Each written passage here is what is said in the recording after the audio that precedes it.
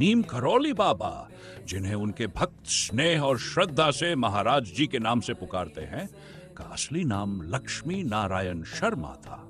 बाबा का जन्म 9Z के आसपास उत्तर प्रदेश के फिरोजाबाद जिले के एक छोटे से गांव अकबरपुर में हुआ था। एक सामान्य ब्राह्मण परिवार में जन्मे बाबा का जीवन साधारण दिखने के बावजूद अद्भुत और दिव्यता से परिपूर्ण था। बचपन से ही लक्ष्मी नारायण शर्मा में आध्यात्मिकता और दिव्य गुणों के संकेत थे। वे साधारण जीवन जीते थे, लेकिन उनका स्वभाव शांत और दयालु था।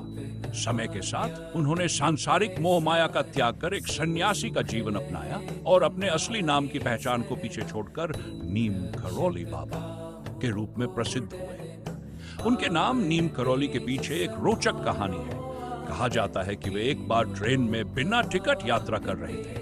जब टिकट निरीक्षक ने उनसे उतरने को कहा तो बाबा एक जगह उतर गए, जिसे आज नीम करौली के नाम से जाना जाता है। इसके बाद ट्रेन अकारण रुक गई और चलने का नाम नहीं लिया। जब लोगों ने बाबा से अनुरोध किया तो वे ट्रेन पर चढ़े और ट्रेन फिर से चलने लगी। इस घटना के बाद उन्हें नीम करौली बाबा के नाम से जाना जाने लगा।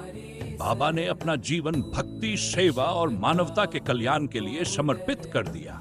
उनके चमत्कारों और शिक्षाओं ने लाखों लोगों के जीवन को प्रभावित किया। बाबा की लोकप्रियता भारत तक ही सीमित नहीं रही, बल्कि विदेशों में भी उन्होंने अनेकों को प्रभावित किया। उनके भक्तों में स्टीव जॉब्स, मार्क जुकरबर्ग और जूलिया रॉबर्ट्स जैसी अंतर्राष्ट्रीय हस्तियां भी शामिल हैं। नीम करौली बाबा के व्यक्तित्व का एक महत्वपूर्ण हिस्सा उनका कंबल था। वे हमेशा एक साधारण भूरा या छेक वाला कंबल ओढ़े रहते थे। बाबा की इस सादगी में गहरी आध्यात्मिकता और संदेश छिपा था। उनका कंबल केवल वस्त्र नहीं, बल्कि उनकी ऊर्जा, सादगी और तपस्वी जीवन का प्रतीक बन गया। उनके भक्तों का मानना है कि कंबल बाबा की दिव्य शक्ति और आशीर्वाद का प्रतीक है। बाबा के कंबल ने उनकी सादगी और त्याग को दर्शाया। उन्होंने कभी भी धन दौलत या भौतिक वस्तुओं में रुचि नहीं ली।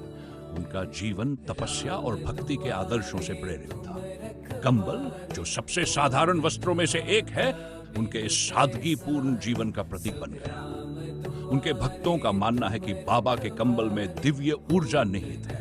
यह कंबल केवल उन्हें ठंड से बचाने का साधन नहीं था, बल्कि उनके चारों ओर एक आध्यात्मिक सुरक्षा कवच भी प्रदान करता था। आपको यह वीडियो पसंद आया हो तो इसे लाइक करें, शेयर करें, चैनल को सब्सक्राइब करना ना भूलें।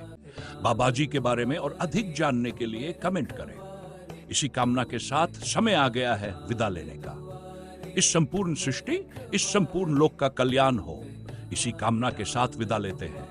मिलते हैं अगले क्रमांक।